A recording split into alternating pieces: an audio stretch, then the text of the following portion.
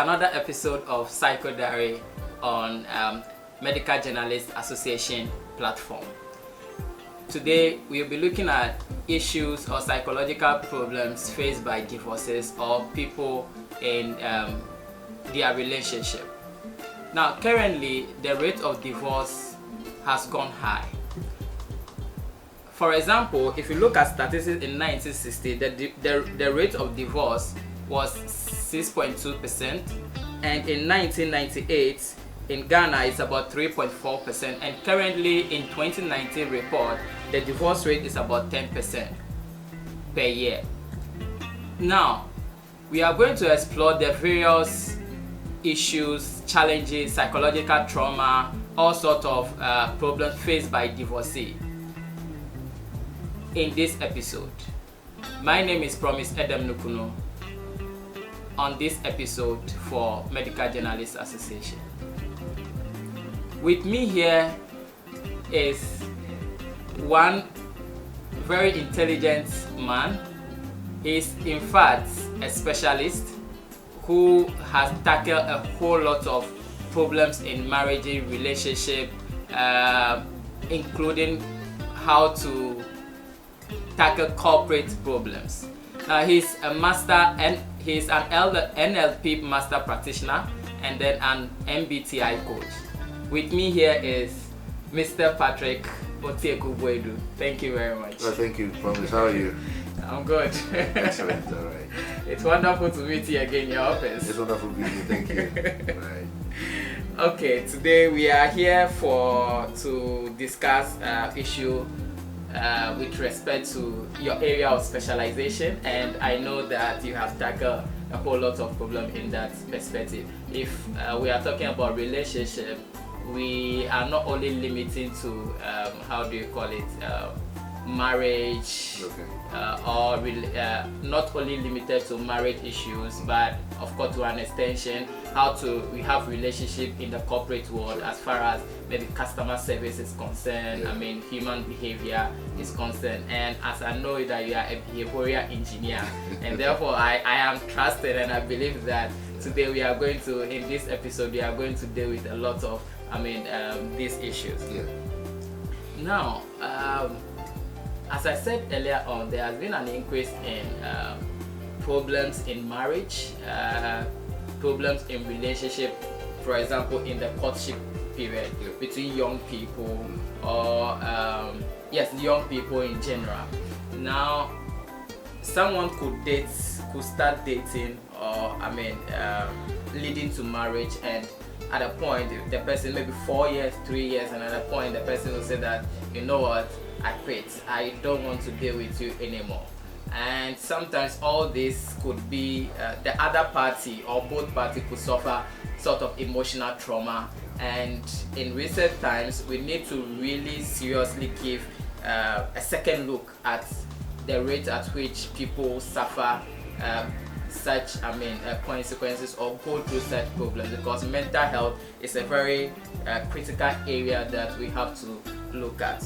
Now, to start with, this accession of marriage issue, is it really a problem in Ghana, or from your perspective as a practitioner, or all over the years, what have you seen with young people? What have you dealt with marriage people?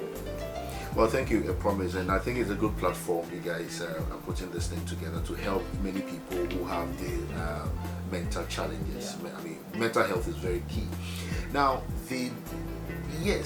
currently, if you look at, because I'm also a Reverend Minister, if I look at it from the church front, you see, people, families coming together, their children marrying, and then the next thing you hear, there's all these conflicts going on. Even corporate-wise, you are even doing some training for corporate organization, and individual within the organization who may be going through some challenges and difficulties. And when you dig down, you drill down, you realize that it's got to do with relationship with their spouse or whatever, and these are all things that impact and affect them. So if you look at it generally, yes, you have given the statistics, so obviously I understand that yes, there is an increase in emotional trauma, there's an increase in stress levels in relationships and all. But I think that basically the source and the cause is the fact that many people go into relationship unprepared. Really? Many people go into relationship unprepared, and I think we need to discuss those dynamics so that at least will help people to be able, because many people, they just look at the flowery part of it, they look at the what I call the content, and they forget about the context. Okay, because the content is usually the nice things, the beautiful things, the excitement about it, the weddings, all the nice things you think about it. But what we have forgotten is that most of these relationships they don't have a context that defends and that supports the content that they have, and that is why we have all these challenges going on. Oh, okay. Thank you very much. So you have introduced two themes here. Yeah. Content and Context, yes. Now, before we proceed to discuss those two themes, Yeah.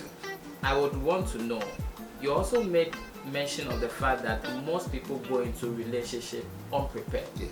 And therefore it's in the course of their courtship period, it triggers some sort of how do you call it, issues are surrounding the partners relationship. Now I would want you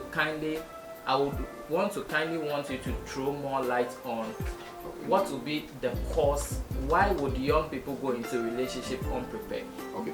Now, again, I think that it is the dynamics of our current times. We want things quickly. We want things in a fast, instant coffee, instant everything.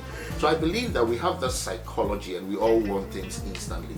So we see somebody, the chemistry is, we have the chemistry, and once we have the chemistry, that is it. We feel that we just have to go into it. Oh, I've seen you, I like you. I've seen her, I like her. The chemistry is built, we just move it like that, and in a quick way we are able to go and maybe go and tie the knot and all that. That is okay, but what we've forgotten is that with this relationship that we see, there are layers in the relationship. For instance, one important factor that we need to understand is what we call longings. Every human being, there are human beings who are important in your life. If your other partner doesn't value the people who are important in your life, there's bound to be stress, there's bound to be emotional discordance, and there's bound to be challenges in the relationship. Secondly, the other level I will talk about are yearnings. These are deep needs of every human being. Before you grew up and you met somebody and you wanted to go into a relationship, you have your own need. My question is that, have these needs been met over the period of time? In your childhood, there were things that you needed, and some of them were provided, some of them were not provided. These things become a basis for your expectations in life. Okay, please kindly let me chip in something. Okay. Does it mean that you are introducing repressive behaviors?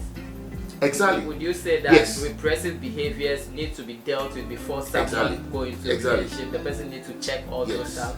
Because you see, ultimately, I always say that somebody has spent 20-something years to build a particular character. You don't meet the person in 2 years and expect the person to change it. The person has been pressing this person from maybe the middle. You meet the person today, you want the person to change and start pressing from the bottom. It doesn't work like that. You get what I'm saying? And there are specific needs that, like I said, that have probably not been met. Now, those needs, they manifest in the form of expectation. So in other words, each person goes into a relationship expecting something from each other. And should that not be the case? Well, the question is that expectation becomes a standard. And once you make it a standard, the question is that many people will flout the standard, or many people will not be able to meet the standard, because I don't know, I didn't grow up with you. I wasn't in the same environment that you were brought up with. So if you have an expectation for me, and sometimes these expectations are not even discussed. It's inherent, it's subjective. So, and yet I expect you to be, okay, for instance, look, when I was growing up, my daddy used to maybe cook on weekends or help my mommy cook. Now that becomes my standard, that becomes a standard for me. That becomes, if I want to look at a hardworking husband, that is probably what I'm looking at. Now here's the case. In other words, you are comparing the environment where you grew up from, you are comparing it to your current. And now I use that as a yardstick or a standard for this other person who is coming. So if the person is not able to do a similar thing, then I begin to doubt whether the person really truly loves me. But this person is coming from a different background, a different set of dynamics, and therefore, until we change our expectation and make them preferences, we are going to still have problems. These are some of the causes where we have all these problems coming up. So yes, expectation is one of them we need to work on. If we are able to work on change our expectation to preferences, I believe that we'll be able to manage these relationships and have a better relationship going forward. Thank you very much. Now, viewers, we are going to look at the context and then the content bit of what our hosts over here introduced. Now, please, what you made mention of content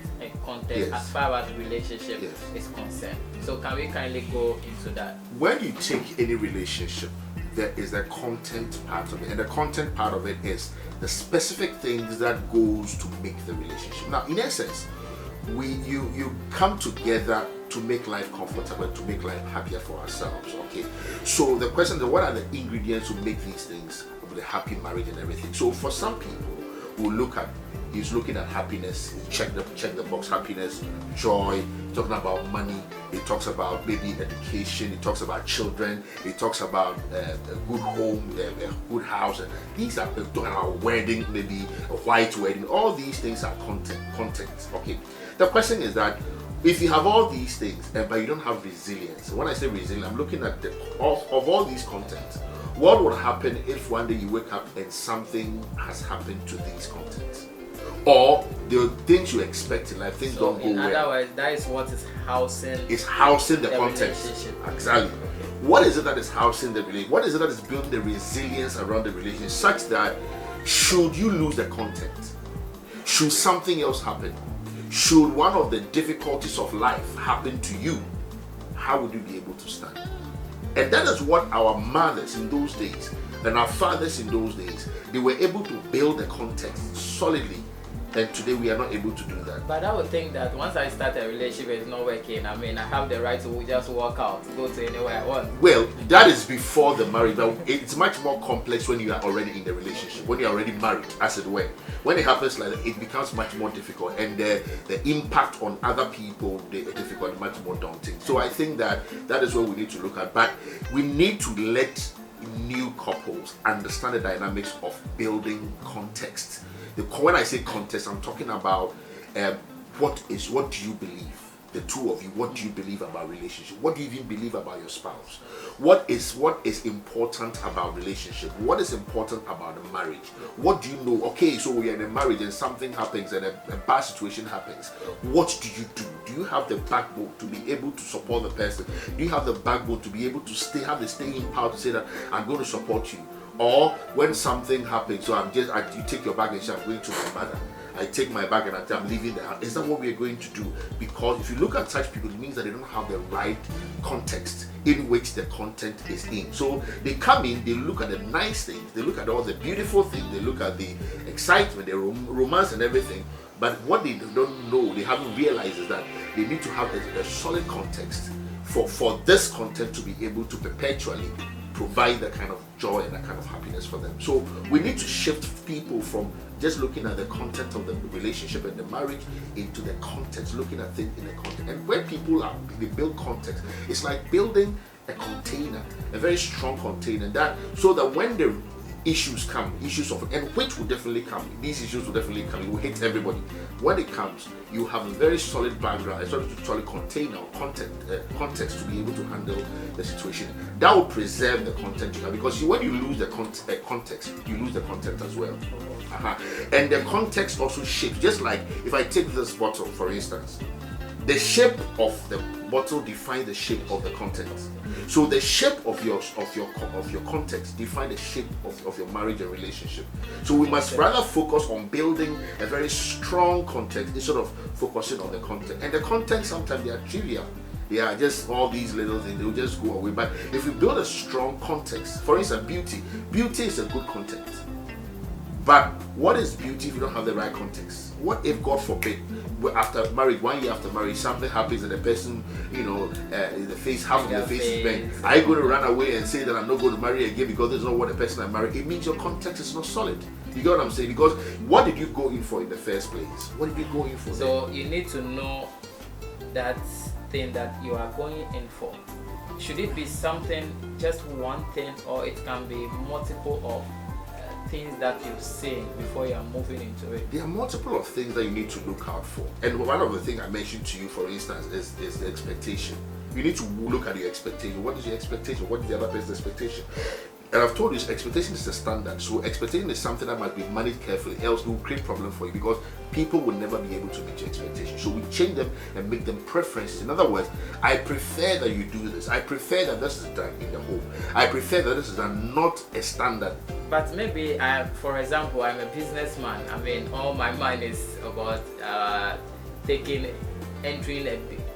establishing a business venture or going into something new or something. And then, but my partner I'm about to get married to is not like that, or the person I am married to is not like that, and therefore, but I want it at all costs. I want that person to be that business minded, to be able to manage stuff. I mean, at work, and then if for example, maybe I am not available, and therefore I would want my wife or my partner to run business if I'm not available, but my wife is not like that. Promise. Why you see, that is one of the other problem. It's part of the challenges and difficulties of expectation I'm talking about.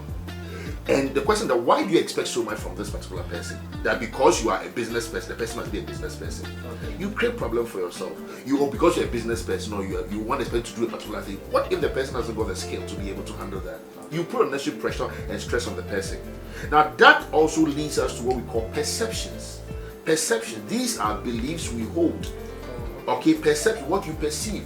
When you marry, what do you mean? What is the role of a woman? What do you think a role of a woman is? What do you think a role of a man is? For which, if those people are not able to achieve them or do them, then it means that they have failed.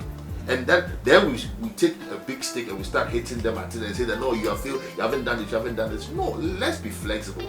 Let's know that every human being is different. You see, if you take every system, the part of the system that is the strongest is the part that is flexible.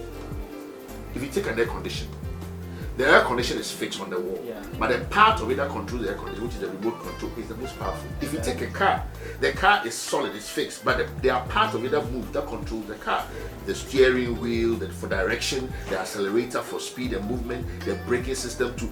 These are all things and these are the most powerful things. So if you want to be a good person, a good man, a good husband, a good wife, make sure you are flexible. Make sure you understand people you are going to go into the relationship with.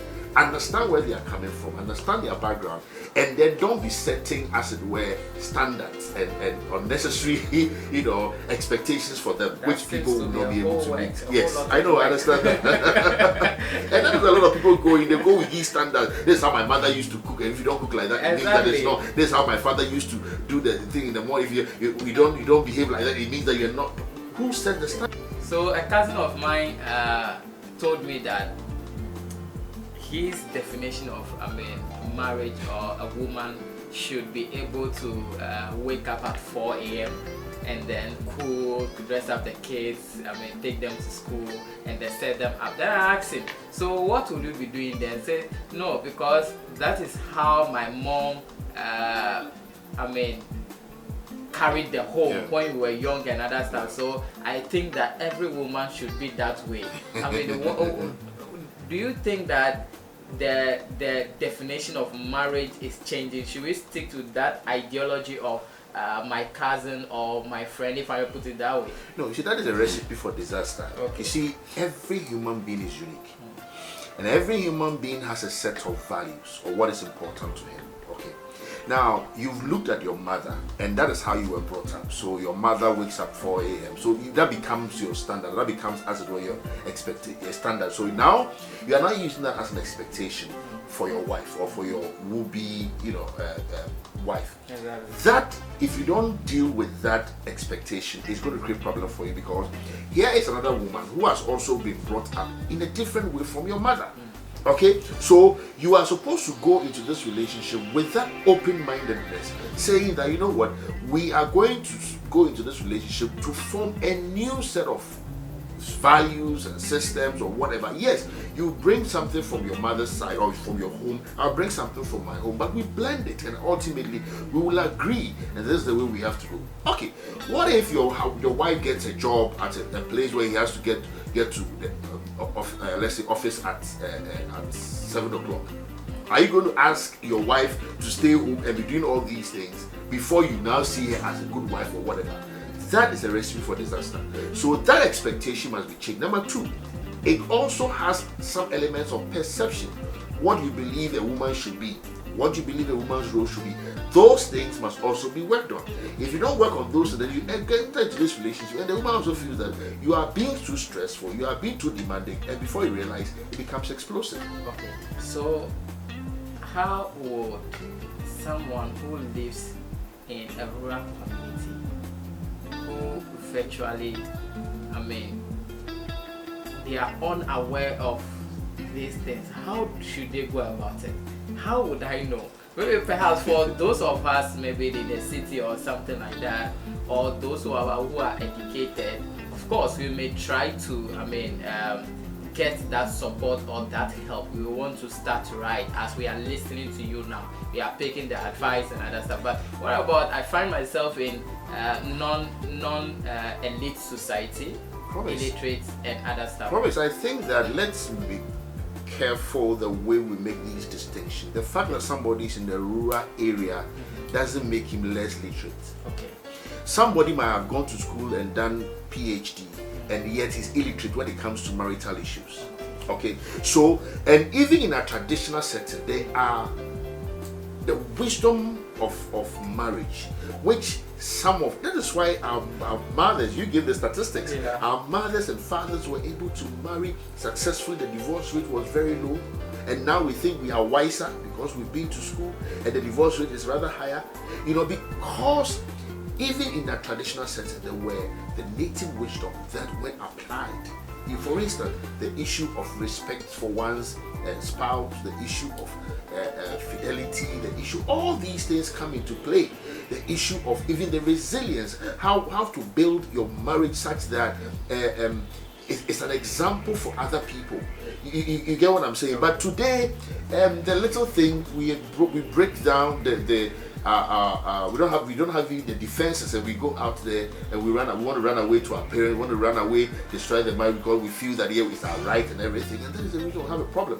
So I don't want us to say that because somebody is in a rural community, he's not exposed to good advice and good counsel. No, there are people who are there, but they are exposed to good counsel, there's good leadership and all that. So would you say in today's marriage counseling, would you say that, or what would you have to say with respect to they also contributing to how do you call it the marriage breakdown? Because as a matter of fact, I have discussed with a whole lot of married people, and typically all what we are discussing here now, they lack it in our counseling period. Sometimes the counseling is such a way that it's about 3 or 4 people who come together. In some churches I know today, who come together, or group of elders, they bombard with certain questions, and within some, 3 months, they are done with, their so-called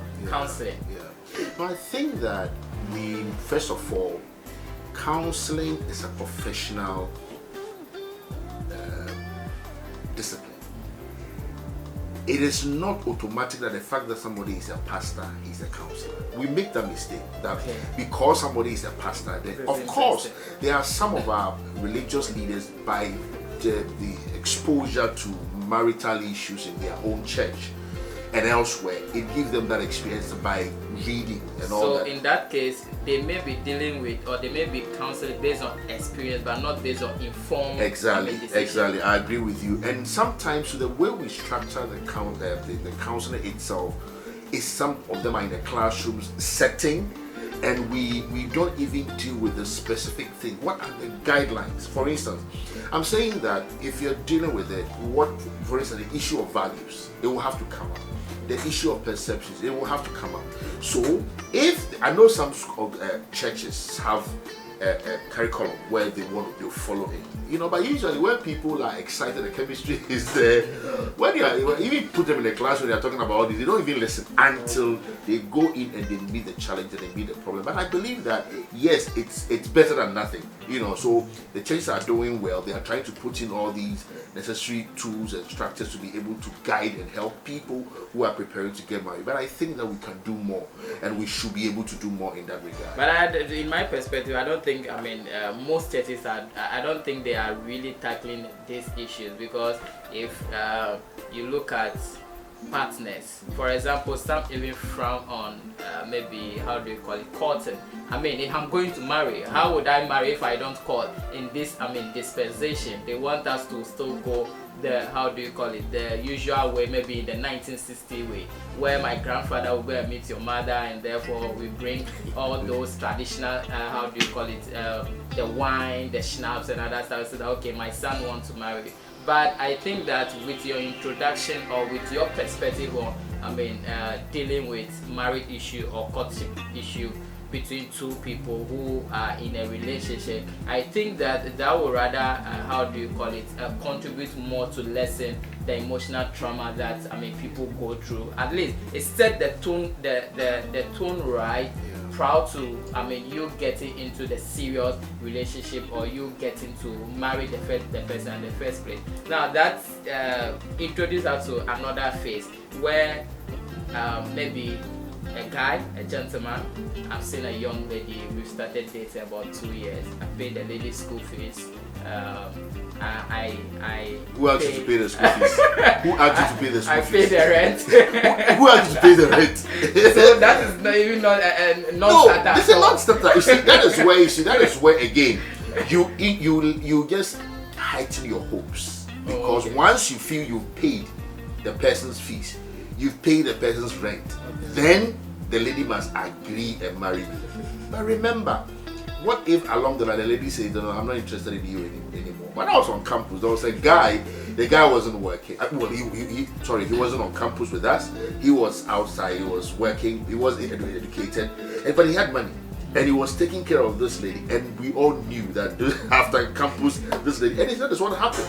You see, so sometimes when these things, we don't encourage people to start paying rent, paying school fees and all that. If you are doing it, then do it as without any attachment. But it's difficult, because if there's somebody you're interested in, then it becomes difficult. So we encourage that, support the person, whatever you do, but don't make it transactional, that I'll do this for you because I want you to marry me, because then that is where you're going to get hurt. That is where you're going to. What if the lady say, if you don't do, the lady will say, or the man, the guy will say that usually is the male who do it to the female, but vice versa. I have seen otherwise. But what if the lady said that, okay, if you don't do that, you don't love me and all that? Well, that definition of love is questionable. We need to look at it again. Again, these are the foundation of the problems that we are having in marriages, because then now the relationship is now transactional. It's no more out of. You see, the most important and expensive things in life, you don't pay for them. Like air, like love, you don't pay for them. Okay. So when somebody is being transactional, then unfortunately for us, the thing is going to prostitution, sort of, as it were.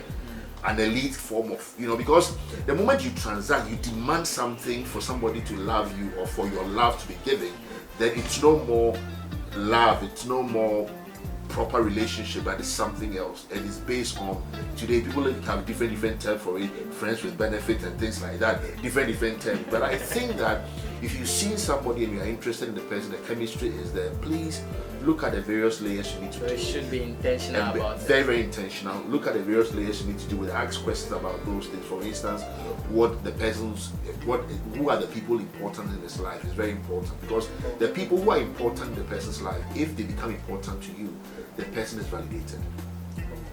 When the people who are important to him, his mother, his father, his siblings, if they are not important to you, the relationship begins to be violated.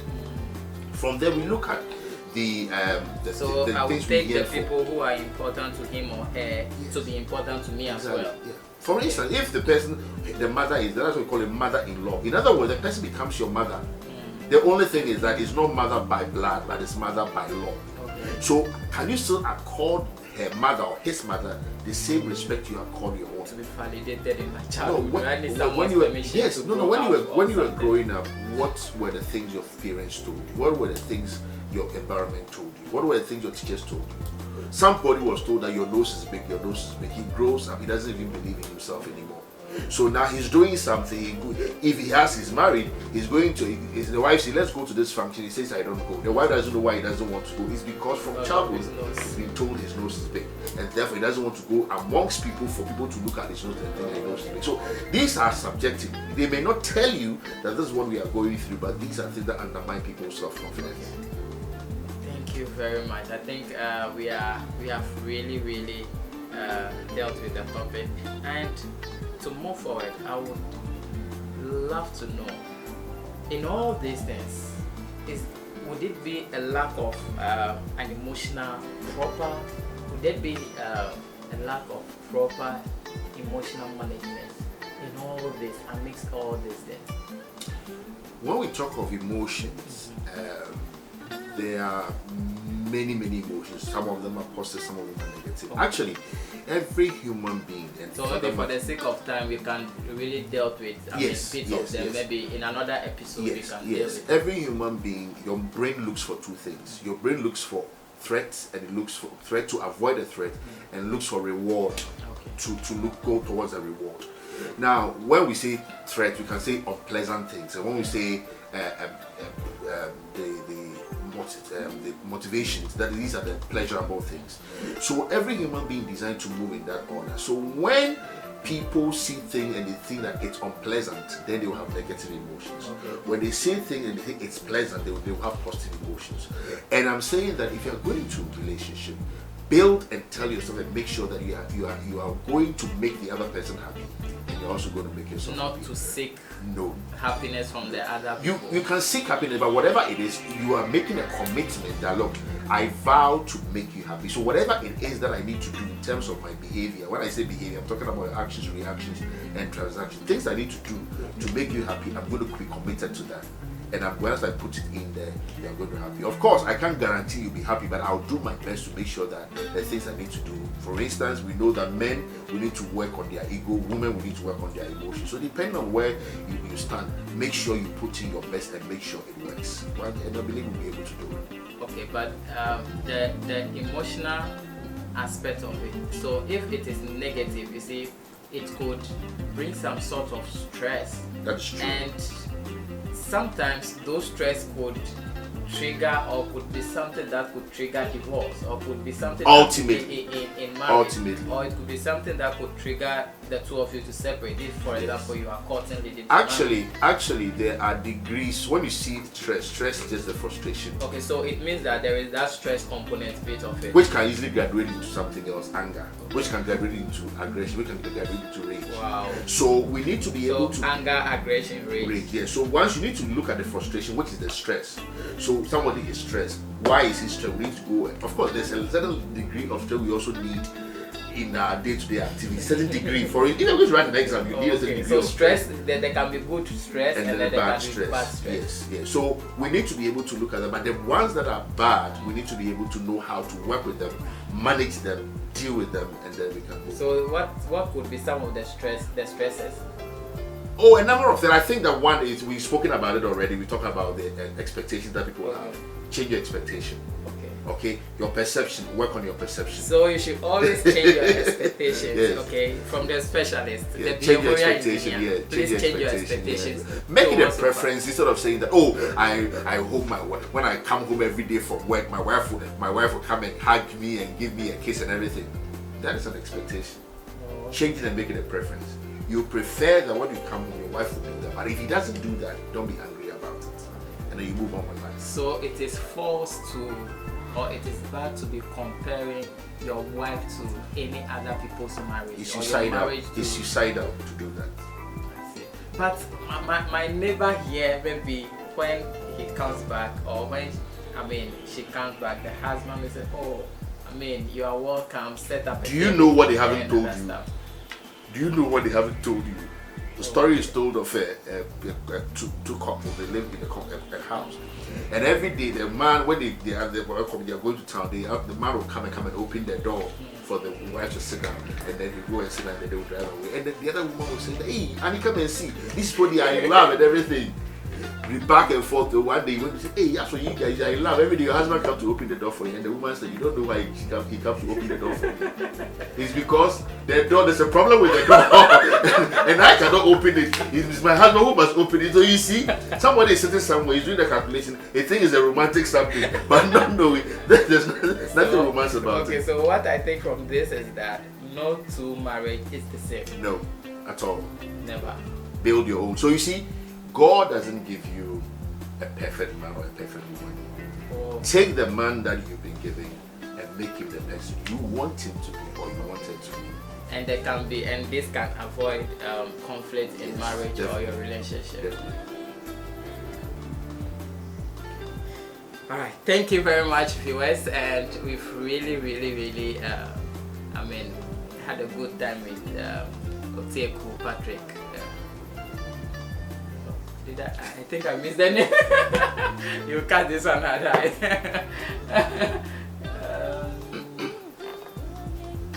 it Patrick Otieku. Wait. Patrick Otieku. Hello viewers, it's really been wonderful with this session and this episode. We've really had a good time with Patrick Otieku, and we assure you and we know that you have really picked something from it. Often you will be you'll come across him in some of our episodes together with other professionals who are taking this program or who are on this program. So thank you very much. It's your host, Promise Edem Lukuno.